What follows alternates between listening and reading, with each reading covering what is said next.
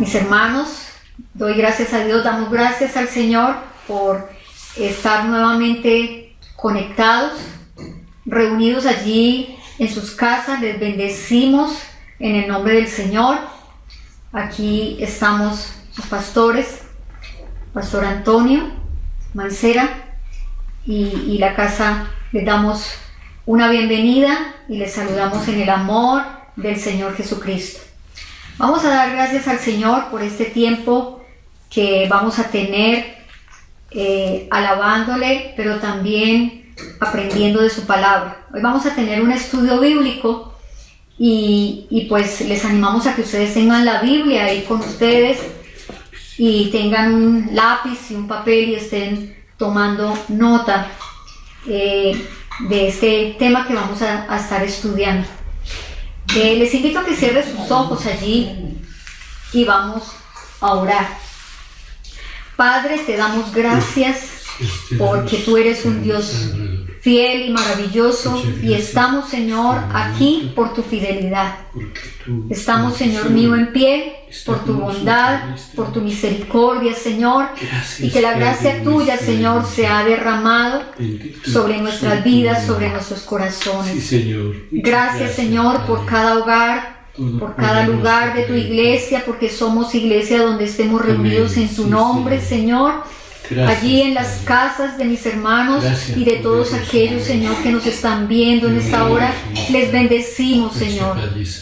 Pedimos, Señor, que el gozo de tu presencia, el gozo de tu Santo Espíritu esté, Señor, llenando los corazones, esté consolando, esté alentando, esté levantando, Señor, todo ánimo caído y se vaya toda preocupación, todo aquello, Señor, que quiera atormentar las mentes, los corazones. En el nombre de Jesús declaramos libertad, Señor, en los pensamientos, libertad en el corazón de cada uno de tus hijos y de cada uno de los que nos ven. En el nombre de Jesús de Nazaret, les bendecimos en esta hora y colocamos este tiempo en tus manos, Señor, esta transmisión en tus manos.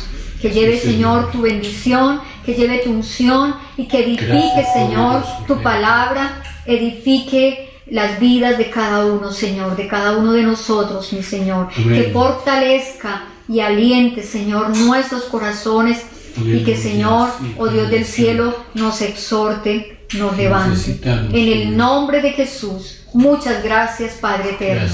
Amén. Gloria a mi Señor.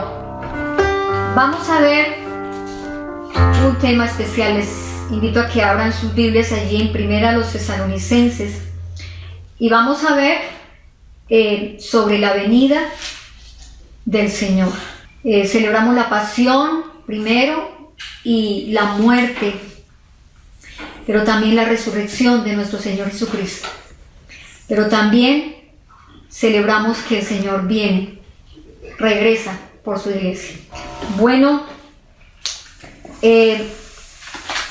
hay ocasiones en que el mundo parece girar de una forma sin control y estamos viviendo un tiempo algo así. Eso es lo que percibe el mundo, que hay muchas cosas que se están suscitando y que están haciendo que de pronto las fuerzas de muchos decaigan. Y nosotros como iglesia a veces tenemos dificultades y tenemos también ansiedad en nuestro corazón y sentimos que no tenemos las fuerzas para seguir adelante, y cuando se siente que no damos más, nos alegra saber que existe paz, que existe consuelo en la palabra de Dios, que existe esperanza. Encontramos una esperanza gloriosa en la palabra de Dios. Y hay un consuelo glorioso, y es que nuestro Señor Jesucristo regresa, que nuestro Señor Jesucristo regresa pronto. Amén. Y hoy lo vemos y lo sentimos, lo podemos percibir que es más pronto de lo que creíamos. Vamos a mirar primero a los tesalonicenses porque tiene que ver con esto. Capítulo 4, allí ubíquense en el versículo 13. Resulta que la gente de Tesalónica esperaba al Señor, el regreso del Señor, tenía una expectativa del regreso del Señor y era inminente. Ellos creían en el regreso del Señor inminente. Pero aquí el apóstol Pablo, en lo que vamos a leer, nos muestra que estaban confundidos por las cosas que estaban pasando, estaban confundidos. Versículo 13, leemos, versículo 13, vamos a 13. Leamos el 13 primero. Tampoco queremos, hermanos, que ignoréis acerca de los que duermen, para que no os entristezcáis como los otros que no tienen esperanza. Que no tienen esperanza.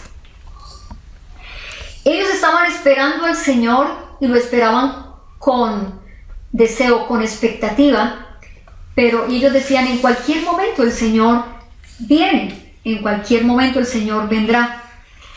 Pero algunos murieron esperando el regreso del Señor, y los sobrevivientes decían: oh, qué lástima que se perdieron el regreso, se van a perder, o más bien se perdieron el regreso del Señor, se perdieron de esa experiencia gloriosa del regreso del Señor.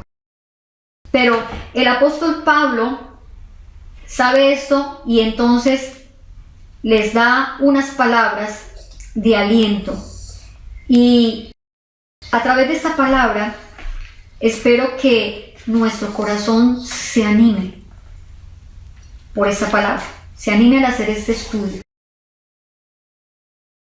Nosotros debemos entender que en los días de Pablo ellos no tuvieron toda la información que nosotros ahora tenemos acerca del regreso del Señor.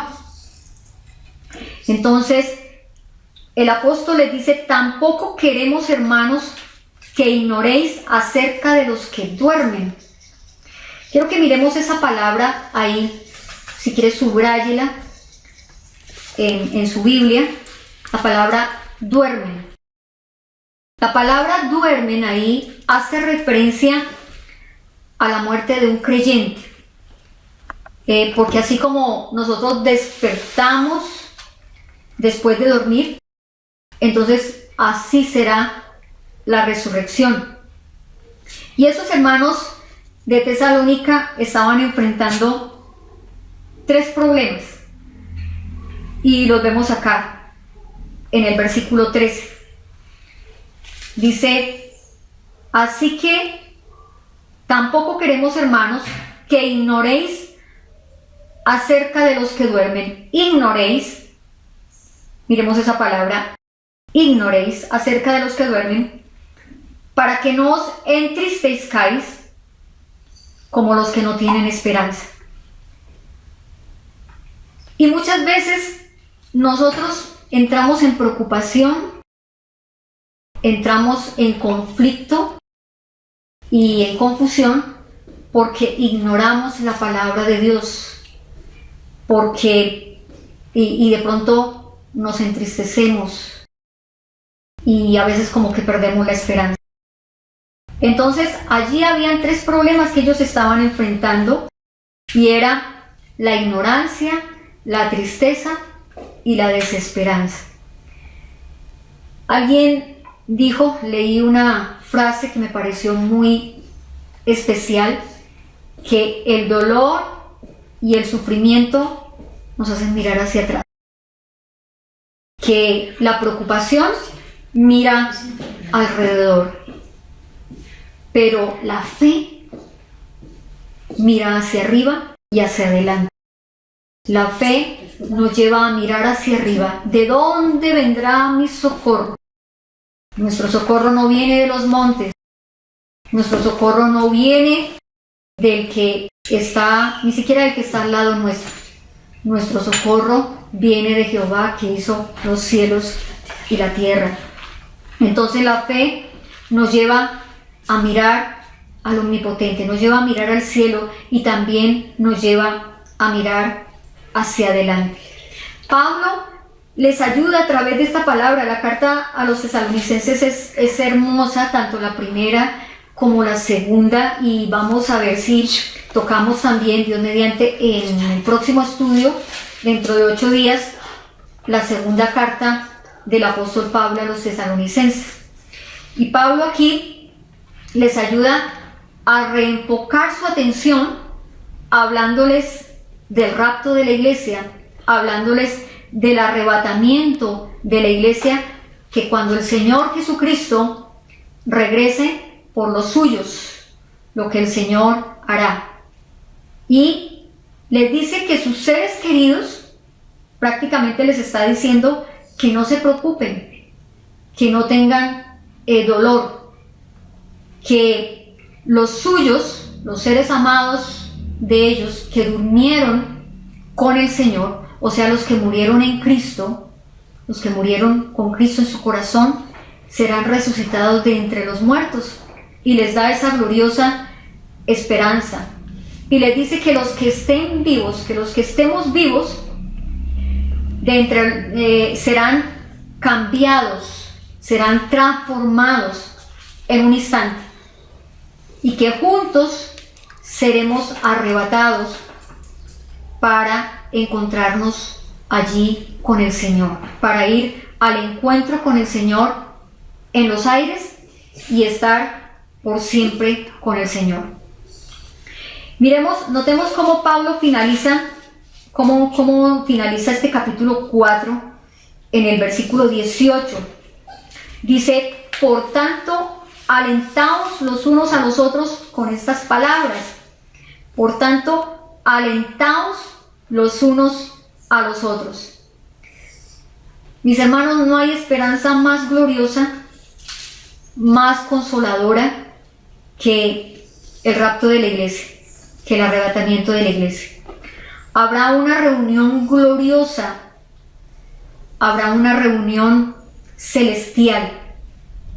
Y si sus padres, si sus hermanos o algún amigo muy, muy cercano ha muerto conociendo al Señor Jesucristo y teniéndolo en su corazón, estará también en esa reunión. Imagínense lo que será esa hermosa experiencia, todos allí reunidos, allí encontrándonos con el Señor. Entonces vamos a ver estas verdades a través de este estudio, cómo el apóstol Pablo les da esa consolación. En primer lugar, podemos confiar en la certeza de su venida. Hay una seguridad de que Jesús viene otra vez. No le quepa la menor duda. Jesús viene otra vez. Esta es la forma como el apóstol Pablo responde a esos problemas que estaban presentando ellos de pronto de preocupación, ignorancia, tristeza y desesperanza. El versículo 14 habla de seguridad. Habla de la confianza redentora de Cristo. Dice: tampoco queremos, hermanos, que ignoréis acerca de los que duermen, para que no os entristezcáis como los otros que no tienen esperanza. Luego dice el versículo 14. Leamos el 14. Porque si creemos, vamos a ir desmenuzando poco a poco.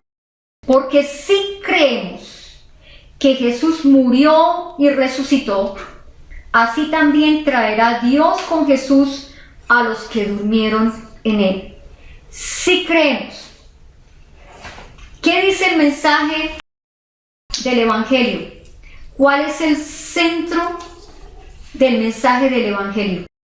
Que Cristo murió, que Cristo Jesús, que nuestro Señor Jesucristo fue sepultado y que resucitó al tercer día. Y creemos literalmente que Jesús vino, primero creemos que Jesús vino a la tierra. Por eso dice, porque si creemos que Jesús murió, ¿cómo lo hizo? ¿Cómo hizo esa obra redentora? Viniendo a la tierra. Creemos que Jesús vino a la tierra, Él murió, fue sepultado y resucitó de entre los muertos. Este es el mensaje del Evangelio, y que dice que Cristo murió por nuestros pecados y entonces nosotros somos salvos por su obra redentora. Él pagó todo en la cruz. Él pagó todo nuestro pecado en la cruz. Ahora, ¿cómo sabemos que Jesús regresará? ¿Cómo sabemos que Jesús regresará? Porque Él ya sufrió, porque Él murió por nosotros y fue resucitado de entre los muertos.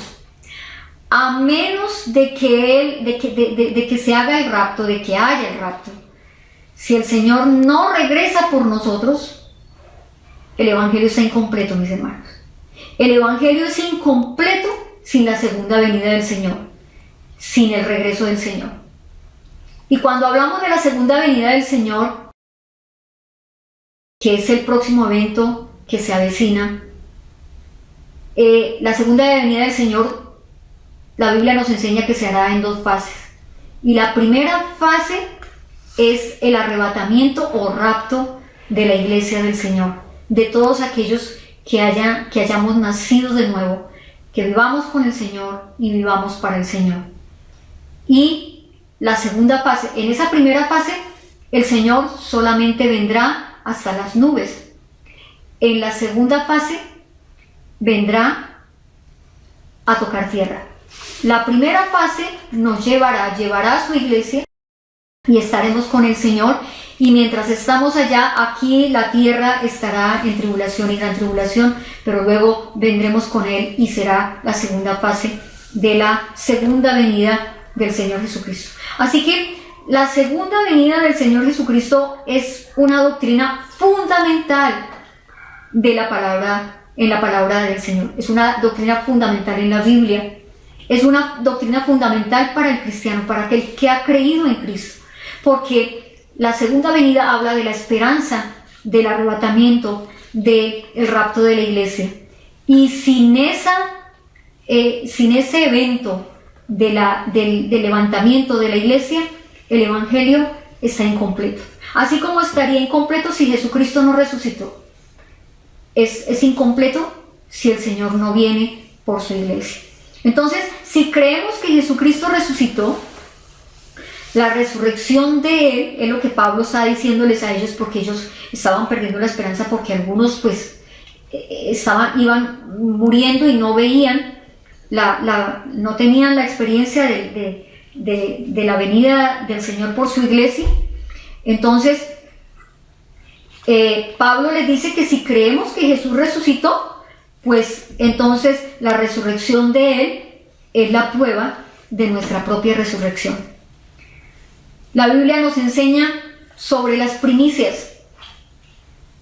Las primicias eran los primeros frutos, y Pablo también dice a los corintios que Cristo es las primicias.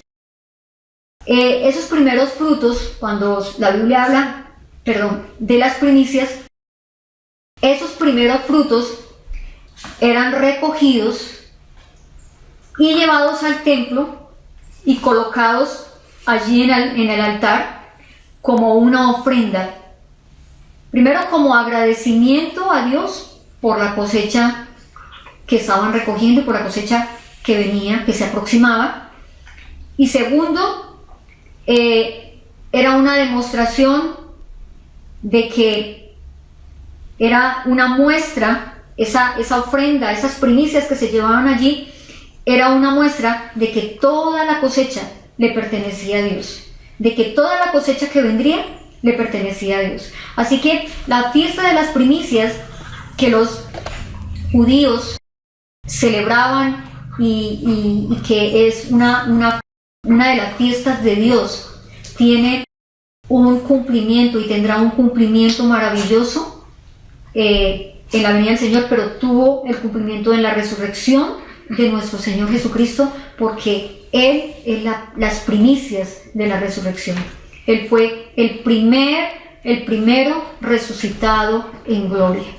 Usted dirá, bueno, pero Lázaro, hubo algunos que murieron y resucitaron. Lázaro fue resucitado y otros también. La hija de Jairo, el hijo de la viuda de Naín, pero ellos volvieron a morir. No resucitaron en gloria, volvieron a morir. Pero el Señor Jesucristo fue las primicias, porque resucitó en gloria. Y Él es la prueba de que aquellos que duerman en el Señor o que mueren en el Señor, mientras el Señor viene, hasta la venida del Señor, del regreso del Señor, resucitará. Si nosotros morimos antes de que el Señor venga, pero nosotros creemos que el Señor viene ya con todo lo que se está viendo y lo que se ha cumplido, creemos que el Señor está a las puertas. Pero si morimos antes de que el Señor venga, tenemos la firmeza, la seguridad de la resurrección, tal y como el Señor Jesucristo resucitó. Entonces, la primera de los Corintios, capítulo 15, nos habla de eso, de que habrá una resurrección. Primera de los Corintios, capítulo 15, versículo 22 al 23, primero que todo dice: porque así como en Adán todos mueren, también en Cristo todos serán vivificados. ¡Qué glorioso!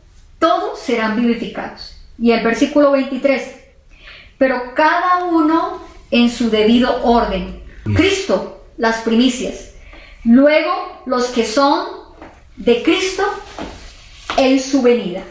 Entonces, porque la resurrección de nuestro Señor Jesucristo es el primer fruto de la resurrección, Cristo resucitó literalmente de entre los muertos. Y Cristo resucitó literalmente de entre los muertos como garantía de la resurrección de todos aquellos que mueren en Cristo. Todos aquellos que mueran en Cristo antes de su venida van a salir literalmente de las tumbas. Gloria a Dios, gloria al Señor. Pablo nos está diciendo que los muertos en Cristo resucitarán tal y como el Señor Jesucristo resucitó. El domingo pasado estábamos recordando la resurrección de nuestro Señor Jesucristo, y a mí me fascina hablar de la resurrección del Señor Jesucristo. A mí me parece que es el mensaje que sella, es glorioso el mensaje de la resurrección, porque si dice el apóstol que si Cristo no resucitó, vana es nuestra esperanza, para nuestra fe, ¿para qué creímos? Entonces, Pablo nos está diciendo eso, que tenemos una esperanza gloriosa. El Señor Jesucristo permitió entonces que su propia muerte fuera parte del plan para salvarnos, del plan de salvación. Él permitió ser capturado por la muerte a fin de vencer el cautiverio de esa muerte, de vencer las cadenas de la muerte a través del poder de la resurrección. Así y asimismo entonces darnos a nosotros esa gloriosa esperanza. El Señor Jesucristo dice allí, ahí mismo en 1 Corintios capítulo 15, versículo 55, dice que el Señor Jesucristo le quitó el aguijón a la muerte y que prácticamente Él toma la corona de la muerte y la destruye, la rompe. ¿Qué es la corona de la muerte? Porque la muerte estaba reinando, pero cuando el Señor Jesucristo resucita, le quita la victoria a la muerte. Dice el versículo 55, ¿dónde está? Del capítulo 15 de 1 Corintios. Dice, ¿Dónde está, oh muerte, tu victoria? ¿Dónde, oh sepulcro, tu aguijón? Versículo 56. El aguijón de la muerte es el pecado y el poder del pecado es la ley. Pero dice el 57, pero a Dios gracias que nos da la victoria por medio de nuestro Señor Jesucristo.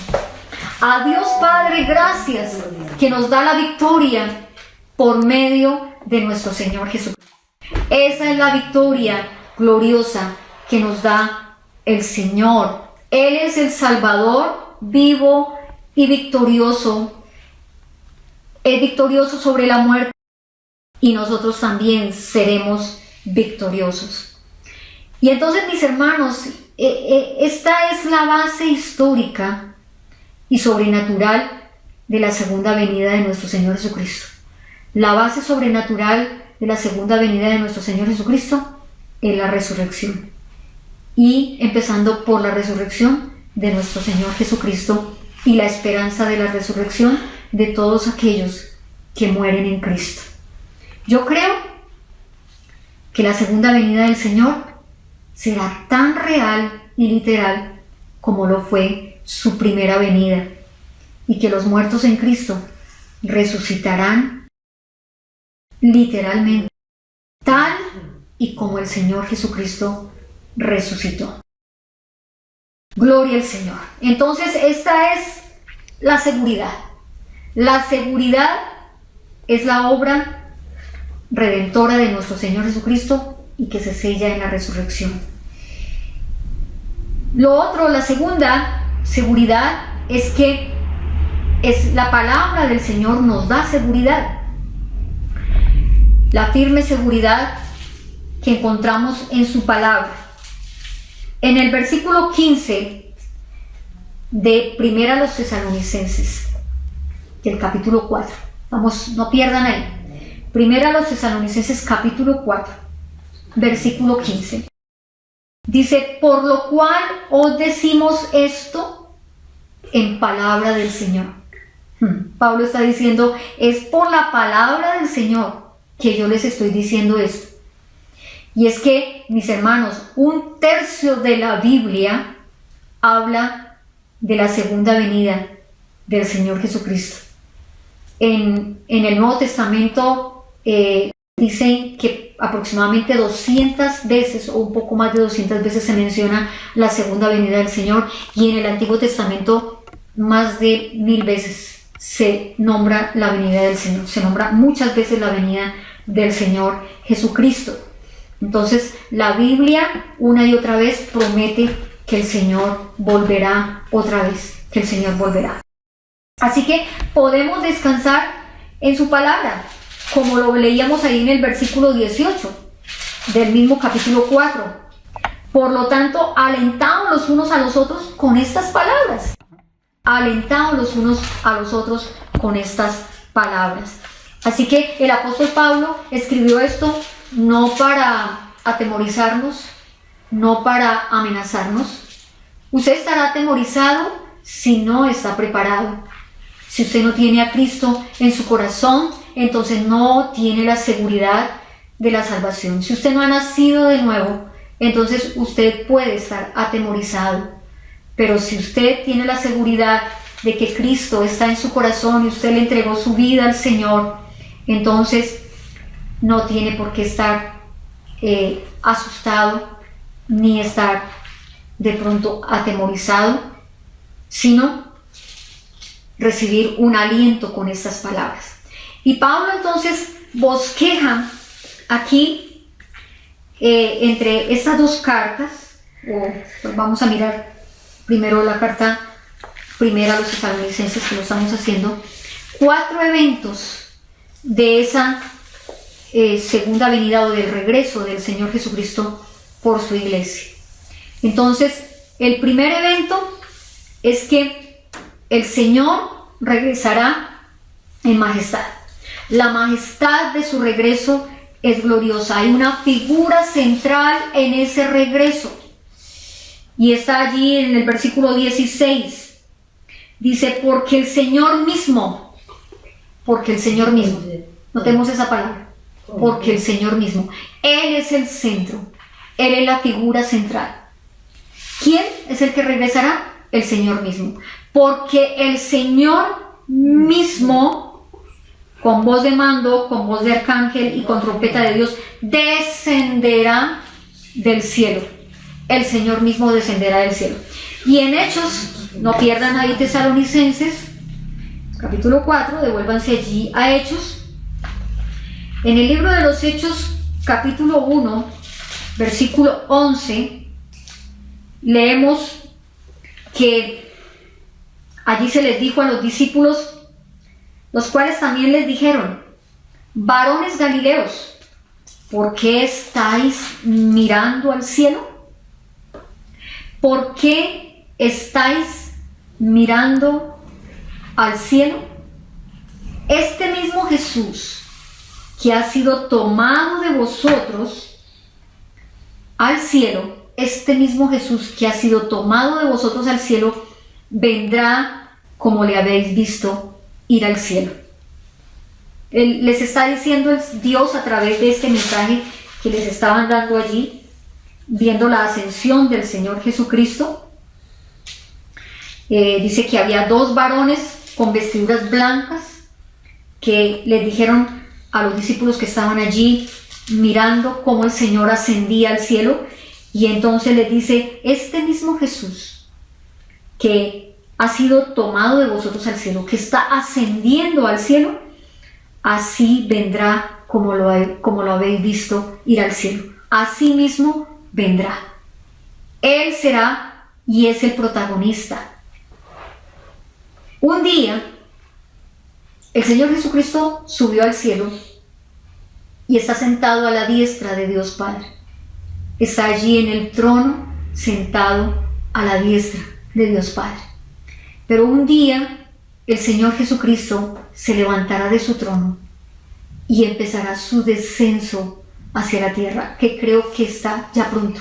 Yo pienso que Él ya se levantó y ya empezó a dar pasos hacia la tierra. Y Él vendrá en majestad y gloria. Cuando vino la primera vez, vino humilde, vino en humildad. Pero cuando venga la segunda vez, vendrá en majestad y en gloria. Descenderá en la gloria del Padre. Y en segundo lugar, el milagro de nuestra resurrección. Pablo les dice en el versículo 16, volvamos entonces a los Tesalonicenses, porque el Señor mismo, con voz de mando, escucharemos sonidos. Habrá unos sonidos en su venida. Y dice que con voz de mando, con voz de arcángel y con trompeta de Dios. Vamos a mirar ese primero, subrayen ahí ustedes esa palabra, con voz de mando. Con voz de mando, que a mí me impacta eso. Con voz de mando. Habrá una voz que el Señor Jesús Todopoderoso emitirá. No sé cuáles serán las palabras de esa voz, pero será una voz de mando, será una orden. ¿Qué dirá el Señor? No lo sé, pero yo pienso que así como le dio la orden a Lázaro cuando estaba en el sepulcro con 4 días de muerto y le dijo: Lázaro, ven fuera. Yo pienso que el Señor dará una orden tan tremenda que tronará en los oídos de los muertos en Cristo. Estará allí, los muertos en Cristo escucharán esa voz, y a la voz de mando los muertos en Cristo se levantarán. El dominio de la muerte será vencido. La voz de mando retumbará en los oídos de la muerte. Retumbará allí en los dominios de la muerte. A la voz de mando del Señor Jesucristo, El mar entregará a sus muertos. Donde estén los muertos en Cristo, los muertos que hayan vivido con Cristo en su corazón, hayan andado con Cristo en el corazón, serán levantados donde estén, de todas partes del mundo. Con voz te mando. Gloria al Señor, gloria a Dios, porque será algo tremendo. Y luego dice, con voz de arcángel. Con voz de arcángel. Estuve mirando y prácticamente se cree que este arcángel es Miguel. La Biblia dice que Satanás es el príncipe de la potestad del aire. Él tiene su reino en los aires y ahí están los demonios con él operando desde allí. La Biblia dice que Satanás es el príncipe de la potestad del aire y el Señor lo reprenda en esta hora. Pero Satanás es un ángel caído. Y Miguel, en el organigrama de Dios, en el organigrama divino, Miguel está por encima de Satanás. Entonces habrá una voz del arcángel. ¿Para qué? Para que Satanás y sus demonios dejen libre el camino para que los hijos de Dios subamos y ascendamos para encontrarnos con el Señor en el aire, para encontrarnos con el Señor. El ángel dirá, abran camino, abran espacio, porque aquí vienen los hijos del Dios Todopoderoso y subiremos. Y luego dice, con trompeta de Dios sonará la trompeta y oiremos la trompeta. Antiguamente para Israel las trompetas eran muy importantes.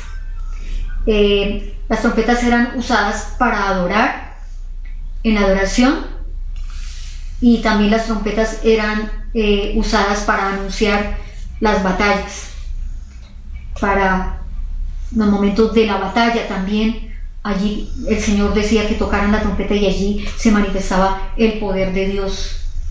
Entonces la tribulación, con todos sus horrores, comenzará en esta tierra cuando suene esa trompeta. Comenzará una destrucción tremenda, pero esa trompeta también anuncia victoria.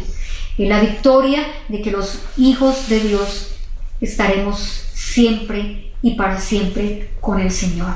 Amén. Gloria a Dios. Gloria al Señor. Ese es el milagro más maravilloso, el milagro maravilloso de la resurrección. Ahí está hablando de la resurrección. Todavía no está hablando de los que estemos vivos, pero está hablando de la resurrección. Entonces, si el Señor, porque uno dice, bueno, ¿cómo será esa resurrección si ya muchos cuerpos habrán sido descompuestos y prácticamente no habrá sino solamente polvo? Pero si el Señor hizo todo de la nada, todo el universo fue hecho de la nada. Si el Señor te formó a ti y me formó a mí en el vientre de nuestra madre de una manera milagrosa y gloriosa, que el salmista dice, tal conocimiento es maravilloso para mí, no lo puedo comprender. Pues mis hermanos, creo y creemos, estamos completamente seguros que Él lo hará otra vez. Esa resurrección será posible, uno no sabe cómo se hará por el poder de Dios, pero será posible porque Él hace todo de la nada. Hay un ejemplo en la metamorfosis que se sucede de la oruga, o en la oruga. La oruga para convertirse en mariposa, y la oruga es un gusano muy repugnante. Este cuadro de cómo la oruga se convierte en mariposa es un cuadro ejemplar para poder entender un poco la resurrección. La oruga, que para muchos de nosotros es repugnante porque yo veo un gusano y ¡uy! Terrible, me da nervios y quisiera empezar a saltar o a gritar. Pues eso me pasa a mí, no sé. La oruga, ese gusanito, se alimenta de hojas y vive en un mundo pequeño, en un mundo muy limitado. Pero un día llega a la oruga algo así como la muerte.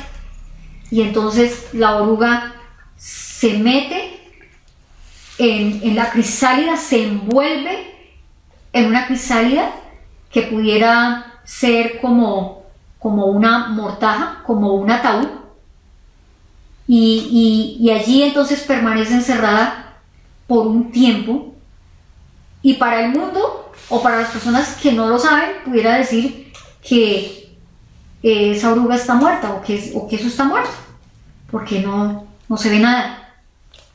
Pero la verdad es que esa oruga solo está durmiendo. Está durmiendo allí esperando el momento. Pero ¿qué está pasando allí en ese tiempo? Para ella, o sea, ella está allí como durmiendo, sin importar nada de lo que está pasando a su alrededor.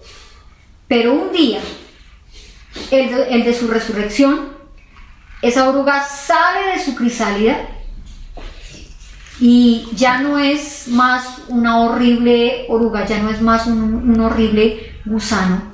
Ahora es una gloriosa, maravillosa, hermosa mariposa que extiende sus alas, y sus alas son de diversos colores hermosos, y vuela y levanta su vuelo hacia el cielo. Batiendo sus alas, sube al cielo.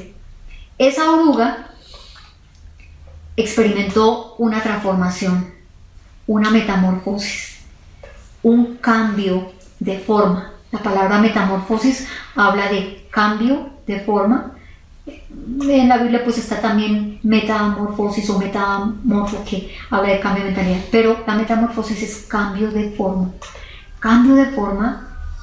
En el caso del arrepentimiento decíamos que es cambio de forma de pensar, pero aquí la metamorfosis que ella sufre es un cambio de forma, y la resurrección es eso, un cambio de forma. Gloria al Señor. ¿Cuántos le dan la gloria al Señor por este maravilloso milagro? Es un milagro glorioso. Allí en 1 Corintios nuevamente miremos, o lo voy a leer yo en el capítulo 15, versículos 51 y 52. Dice: he aquí os digo un misterio. No todos dormiremos, pero todos seremos transformados. O sea, que tanto los que duermen, o sea, los que mueran en Cristo, serán transformados, como también nosotros que estemos vivos seremos transformados, porque no podremos subir para encontrarnos con el Señor y estar con el Señor allí por toda la eternidad con este cuerpo corruptible, porque el mismo apóstol lo explica acá. Dice: en un momento, en un abrir y cerrar de ojos, a la trompeta final, pues la trompeta sonará. Y parece que va a sonar varias veces, porque dice a la trompeta final. A la trompeta final, pues la trompeta sonará, y los muertos resucitarán incorruptibles, y nosotros seremos transformados, decía Pablo.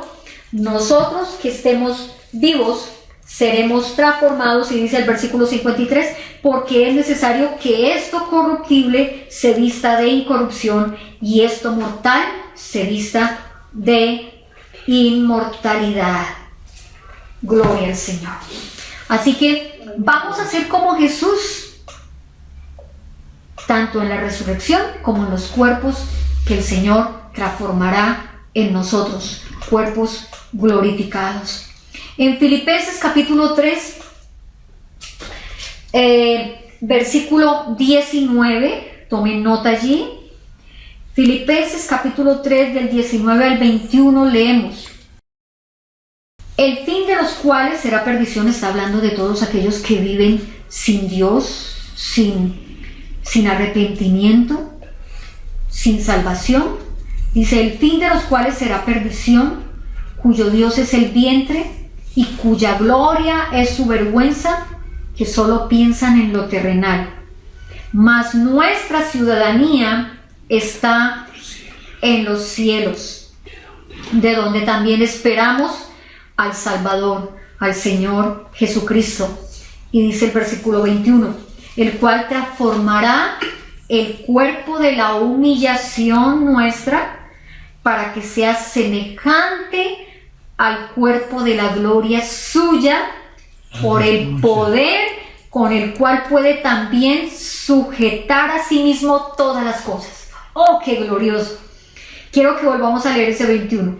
El cual transformará el cuerpo de la humillación nuestra, este cuerpo, para que sea semejante al cuerpo de la gloria suya, por el poder con el cual puede también sujetar a sí mismo todas las cosas. Nuestro cuerpo será semejante a su cuerpo. Gloria a Dios, gloria al Señor. Y el tercer evento que el apóstol Pablo enseña aquí es el misterio del rapto. En el 1 Tesalonicenses capítulo 4, versículo 17, dice, luego nosotros,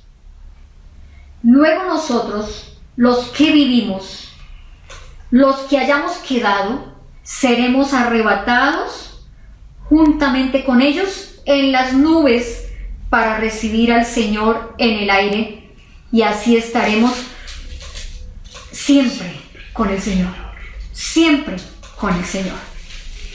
Gloria al Señor. El apóstol Pablo estaba esperando la venida del Señor en sus días, entonces por eso él dice nosotros, los que vivimos, los que hayamos quedado. Pero quiero decirles, hermanos, que si ayer, antier, estaba cerca la venida del Señor, hoy está más cerca, y yo pienso y nuevamente les digo, creo que ya está a las puertas. Entonces es un misterio el rapto, y lo dice 1 Corintios, nuevamente miremos allí 1 Corintios capítulo 15, 51, dice, he aquí os digo un misterio, no todos dormiremos, pero todos seremos transformados. El rapto es un misterio. El Señor, cuando regrese, dice que seremos transformados en un momento, en un abrir y cerrar de ojos, es decir, un pestañear. Un abrir y cerrar de ojos es un pestañear.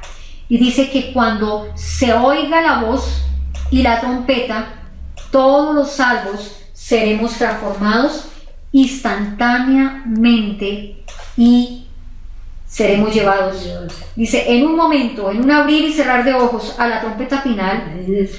Vuelvo a leerlo, pues la trompeta sonará y los muertos resucitarán incorruptibles y nosotros seremos transformados. La palabra rapto como tal no aparece en la Biblia. No se encuentra. Igual que no se encuentra la palabra Trinidad, pero sabemos que Dios es un Dios, un solo Dios manifestado en tres personas, Padre, Hijo y Espíritu Santo. La palabra rapto no se encuentra, pero no se encuentra explícita, pero se encuentra tácitamente. El arrebatamiento de la iglesia es una doctrina que se encuentra en la palabra de Dios. Y se llama rapto porque la palabra latina, rapto, significa agarrar fuerte, significa asir algo con firmeza. También se le llama arrebatamiento y significa quitar súbitamente algo de alguna parte. Entonces, cuando sucede el rapto, usted y yo, gloria al Señor, seremos asidos, agarrados por una fuerza sobrenatural. Y esa fuerza será tan gloriosa y tan maravillosa que ni la fuerza de la gravedad ni la fuerza de la muerte nos podrá detener a nosotros en ese momento cuando el Señor nos llame, cuando el Señor dé la voz. El apóstol Pablo dice que él fue arrebatado hasta el tercer cielo, fue sacado, y la iglesia del Señor será sacada, será arrebatada de este mundo y puesta en la seguridad del cielo. Será arrebatada para ser librada de la ira venidera y colocada allí en la protección del Todopoderoso, en la gloria de su presencia, mientras que aquí en la tierra se estarán sucediendo los horrores de la tribulación y gran tribulación. Entonces, este evento, que es el que nosotros estamos esperando, puede suceder en cualquier momento, y la Biblia lo llama un misterio. Un misterio. Cuando Jesús regrese, aquellos que compartimos su misma naturaleza seremos atraídos hacia Él. La Biblia dice que nosotros tenemos la naturaleza divina, somos participantes de su naturaleza divina, dice la palabra. Nosotros somos participantes de su naturaleza divina. Así que la naturaleza divina de Jesús nos atraerá porque tenemos la naturaleza divina. Y esto me hace pensar en un imán. Un imán atrae las cosas que son de metal, que son de hierro. No, un imán no atrae el oro. Un imán, un electromagneto no atrae la plata, no atrae el cobre, atrae el hierro. ¿Por qué? Porque ese electromagneto contiene hierro. Entonces atrae el hierro, que es su propia naturaleza. Eso es glorioso y maravilloso. Esa es la majestad y el misterio del rapto que el Señor está por hacer. Es el evento maravilloso que seremos arrebatados, seremos transformados juntamente con los que durmieron en Cristo y subiremos para estar con el Señor. En 1 Tesalonicenses, ahí donde estamos en el versículo 17, dice: luego nosotros, los que hayamos quedado, seremos arrebatados juntamente con ellos en las nubes para recibir al Señor. Pablo le dice, estaremos juntos. Dice, juntamente con ellos. Juntamente con ellos. ¿Quiénes son ellos? Con los que durmieron, con los que murieron en Cristo, pero que no están en ese momento vivos, murieron en Cristo, y nosotros nos encontraremos con ellos. ¡Qué esperanza gloriosa! Porque allí será un gozo estaremos reunidos allí con nuestros padres que ya murieron, con nuestra madre que murió en el Señor, aquellos que han muerto o que durmieron en el Señor. Esa es la gloriosa esperanza. ¿Por qué entonces? O sea, ¿a qué nos debe llevar esto, mis hermanos? A que hoy más que nunca nosotros tenemos que orar por nuestra familia, clamar por los nuestros, clamar por aquellas personas que conocemos, para que sean salvos, para que reciban a Jesús en sus corazones y caminen con Él. Y un día estaremos reunidos allí, todos nos encontraremos con esas personas que amamos, pero que ya partieron con el Señor. Nos encontraremos. Por eso, en nuestro afán de que nuestra familia se convierta al Señor. Por eso es nuestro deseo, y por eso es que tenemos que predicarles y anunciarles el Evangelio a tiempo, como dice la palabra, a tiempo y fuera de tiempo, porque queremos estar allí todos reunidos. Y en cuarto lugar, el cuarto aspecto es que el arrebatamiento o la venida del Señor es un desafío, produce un desafío en nosotros. ¿Por qué? En el versículo 17 dice que estaremos allí para recibir.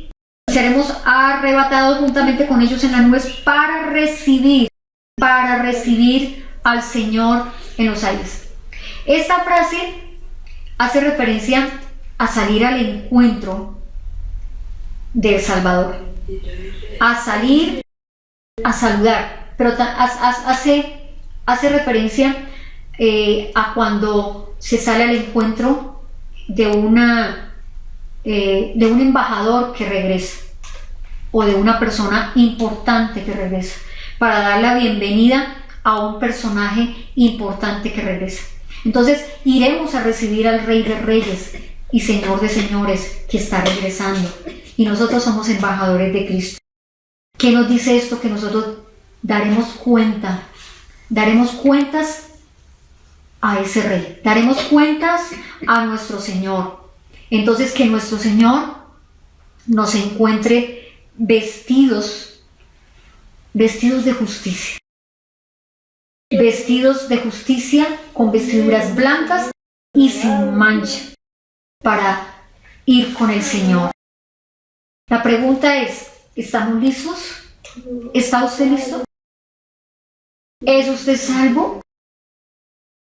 ¿Está listo a decir, Señor Jesús, te he amado, te he recibido, he testificado de ti, he sido fiel? Cuando el Señor regrese, no quiero que encuentre mi corazón lleno de amargura, lleno de falta de perdón, lleno de odio, lleno de orgullo y de todas aquellas cosas que manchan la vida cristiana. Que no nos encuentre fríos, que no nos encuentre tibios ni indiferentes a sus cosas, a las cosas del reino de Dios. Que haya un anhelo ardiente, un anhelo ferviente por Jesús. Que haya una pasión por Él, una pasión por su presencia, una pasión por las almas que se pierden. Que haya un deseo de su venida, un anhelo por su venida. Que mi vida y su vida, mi hermano, esté llena del fuego del Espíritu Santo, para que esa llama, ese fuego del Espíritu Santo que inflame nuestro corazón, también inflame el corazón de todos aquellos que nos rodean, de todos aquellos que están cerca a nosotros, de nuestros hijos, de nuestro esposo, de su esposa, de los nietos. Que se impregne ese fuego de amor por el Señor. El fuego del Espíritu Santo nos debe incendiar ahora mismo, en este tiempo que estamos viviendo, mis hermanos. Y los jóvenes deben despertarse a dejar muchas cosas terrenales y tomar las cosas celestiales en serio, como el Señor quiere. Marcos capítulo 8, versículo 38 dice: porque el que se avergonzare de mí y de mis palabras en esta generación adúltera y pecadora, el Hijo del Hombre también se avergonzará de él cuando venga en la gloria de su Padre con los santos ángeles. Eso dice Marcos capítulo 8, versículo 38.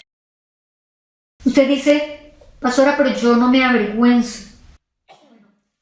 Yo lo felicito, pero usted ha confesado al Señor como lo ha recibido como su Señor, como su amo, no solamente como su Salvador.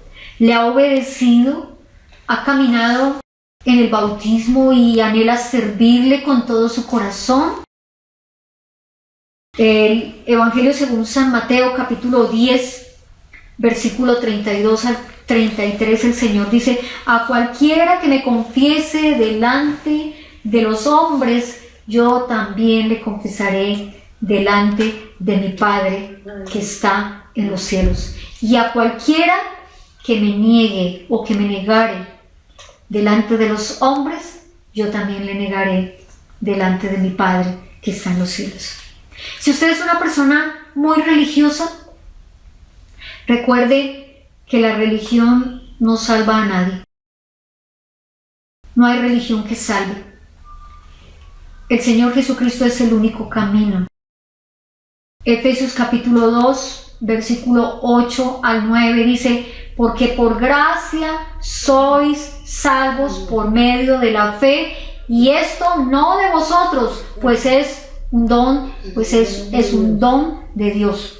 Es don de Dios. Y dice el versículo 9: no por obras, para que nadie se gloríe. Nuestra salvación no es por lo que hagamos. Nuestra salvación es por su gracia bendita. y es por medio de la fe. Su gracia se derramó para nosotros. La religión es el hombre tratando de alcanzar a Dios, pero la salvación es Dios con su gracia, extendiendo su mano de gracia, que es nuestro Señor, y que nosotros por medio de la fe creemos en esa gracia, en ese don, en ese sacrificio que Jesús hizo en la cruz por nosotros y su sangre que fue derramada para perdón de nuestros pecados, y somos alcanzados, somos salvos por eso. Para ser salvo, lo que usted necesita es una relación personal e íntima con el Señor Jesucristo. La salvación no es religión. Cristo no es una religión. Cristo es relación. Usted necesita creer en el Señor, creer en Él, no solo intelectualmente, sino espiritualmente, porque hay muchos que creen intelectualmente en Él. Pero usted necesita creer espiritualmente y necesita depositar su fe totalmente, su confianza en el Señor. Si usted tiene ese deseo en su corazón, yo le invito a que con sus propias palabras usted le diga al Señor: Señor, yo quiero estar listo. Y ore así, hable así con Dios. Dios amado, amado Dios, gracias por esta palabra que he escuchado. Gracias por tu palabra que es clara y fue escrita para nosotros. Y por esta palabra yo entiendo y reconozco que soy pecador. Y entiendo que tu amor fue tan grande que viniste a hacerte hombre, a morir por nosotros, a morir por mí en la cruz del Calvario y derramar toda tu sangre para perdonar mis pecados. Hoy yo te pido que tú vengas a mi corazón, que me perdones, porque yo te acepto, creo en ese sacrificio, no solamente intelectualmente, sino lo creo en mi corazón, en mi espíritu, y te recibo como mi Señor, como mi Salvador. Te pido que me laves con tu sangre preciosa, que me perdones y me limpies de todo pecado, y me hagas salvo, me hagas una nueva creación. Me ayudes a ser la persona que tú quieres que yo sea, Señor, y que yo pueda estar siempre contigo, caminando contigo, preparado para la venida tuya que está ya por realizarse. Gracias, Señor, por tu perdón. Gracias, Señor, por tu amor. Gracias por quitar toda culpa de mi vida y por llenarme de tu gozo y de tu paz. Muchas gracias, Señor. Amén. Y quiero orar por aquel que dice: yo estoy frío, yo estoy tibio, yo reconozco que necesito más comprometerme con el Señor.